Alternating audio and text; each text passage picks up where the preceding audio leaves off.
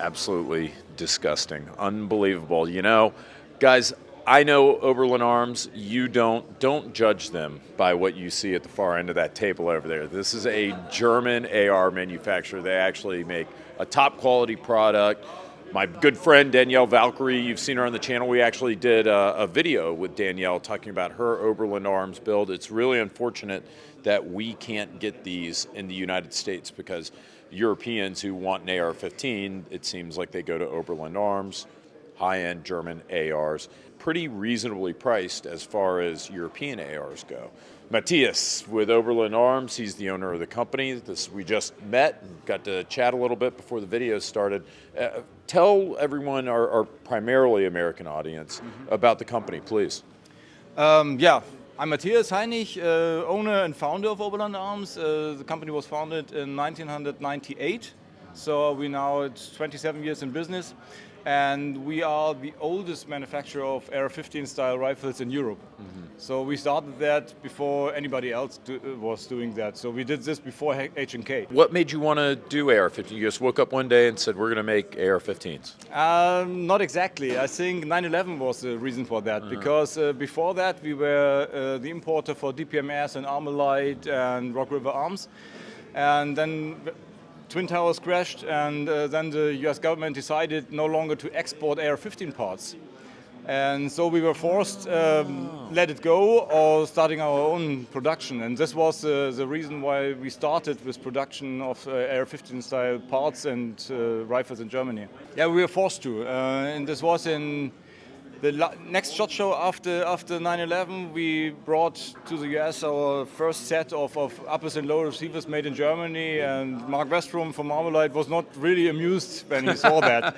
That this comes out when politicians make silly decisions and somebody else will produce it because you cannot stop it. I've gotten to shoot these rifles before. I'm familiar. Everyone talks about it. All my buddies who are YouTubers over here talk about this is the go-to. What do you do in terms of manufacturing? I mean, do you contract parts out? Do you make it 100% in-house? Is it somewhere in between? I think it's something in between. We don't buy parts from the free market. Everything on the rifle is made by ourselves, or especially for us, from our drawings and our quality control. So we buy the barrels from Lothar Walther. We only use Lothar Walther barrels, nothing else. And we do the upper and low receivers are forgings from Italy, which are then machined in Germany. We do all the plastic parts in-house, we do the springs, we do the hand guards, and more or less everything. The grips are our own, we produce magazines. And in fact, this is one of our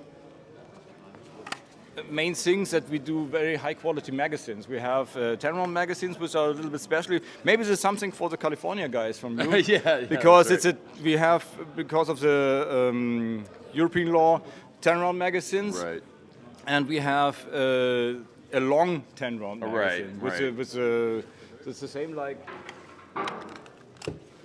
you know, it's the same magazine, but two floor plates, the long one and the short one. It's a shame. It really is. It is like it is. Yeah.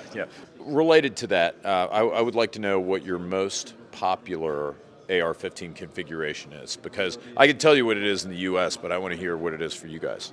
Okay, the most popular at the moment is our top-of-the-line model, which is a G96. This is not cheap, but it's high-end. How much is not cheap? This rifle without scope and without silencer is 3,850 euros. Okay. Yeah, that is not cheap, but then again, we hear that in the US, we're like, oh my God. But you have to understand that in the US, we can get very basic ARs for $400, $450, which I know even a basic AR here is €1,000 plus. I think you will do hard to find a AR for 1,000 euros. We have two production lines, which is Black Label, which is our standard, which is shy below 2,000 euros. And we have the premium, which is 2,500, and then we have the custom shop models. And the G96 is a custom shop model. Right. Another thing that I'd like to point out is in the US, I think a lot of my American viewers would be surprised to hear you say, oh, one of your high-end models is one of your best sellers, because in the US it works the other way. But then again, we can buy as many as we want. Yeah, exactly. So we can buy, if we want 10 cheap ARs and 10 different configurations, it's no problem. But I know a lot of the countries in Europe, you have only so many rifles you can own, of only so many classes. So people will splurge and get the nicest one because they can only own, like, say, one AR-15. Is that right? That's completely right. It's in Germany you're limited for, if you want to buy semi-automatic rifles, you're limited to 3 rifles, and you can buy 2 pistols, 3 semi-automatic rifles, and about 10 repeating rifles as a sport shooter.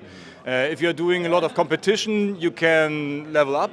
But that's the standard. And here in Austria is, if you do your gun license, you can buy 2 category B rifles or pistols. So most of the people buy 1 Glock pistol and 1 semi-automatic rifle, and that's it. Right. And after 5 years, they can level up to 5.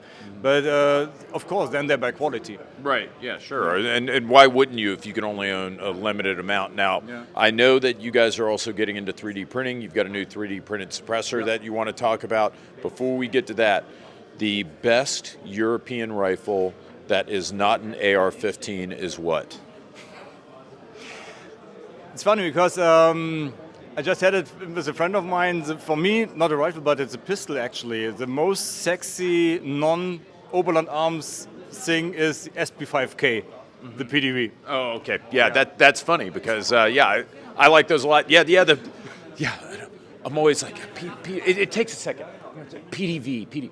PDW. Yeah, that one. One of my favorites too. Yeah. No, just takes a PDV. PDV. Like, shit. Yeah. No, I love that one too. That's great answer. Okay. And if you take a long gun, it's maybe it's a shotgun, the 3001. Oh, and, 1301. And as I told you, you are guilty that I bought one for myself. Hey, look, guilty as charged. Like, I'll totally own that because I love that shotgun, and it got me in, as we were talking before the camera started rolling, it got me into shotguns. So for someone of your stature and for someone who owns an established premium company like this to say you bought this because of me, I really appreciate that. Now, let's talk about the new 3D printed suppressor. We got to shoot that this morning. Yeah, what do we have? I think this is a ELB2. ELB stands for extreme low back pressure. And as a company for semi-automatic rifles, we need a silencer which works with semi-automatic rifles. Right. And if you take a standard suppressor with baffles, you have back pressure. And this causes 2 problems. The first thing is that your bolt runs faster. And the second thing is that you have all the gas in your face. Yeah. And 2 things I don't like. And here we have a flow-through system, and it's inside like how do I tell in English? It's like turbine wheels here inside. It's not moving, but it's the same. I know, like turbine. Yeah, turbine, exactly. Yeah. And we slow down the gas, but we don't stop it. So the gas don't come back, and.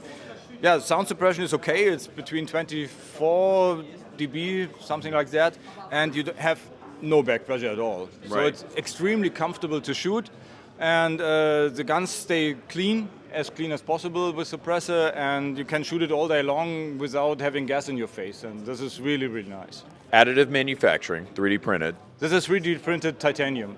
Is it 100% titanium? Yes.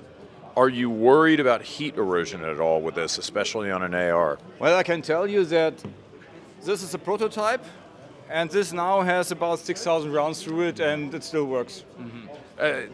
Any barrel length restrictions, or we tell for 223, we say the shortest barrel which makes sense is 12.5 inches. Yep.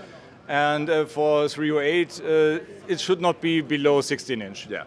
For me, it's totally worth the trade-off. I especially like for 300 blackout, if you have titanium cans with 300 blackout, because subsonic, of course, is super low pressure. Yeah, for that's that. no problem. Yeah, but very lightweight. I will accept the trade-off for titanium to have like a lighter suppressor that's functional. So I really like them. It's unfortunate we won't be getting these in the U.S., but if I'm in Europe and I want to get my hands on one, how much does this cost, and when's it going to be out?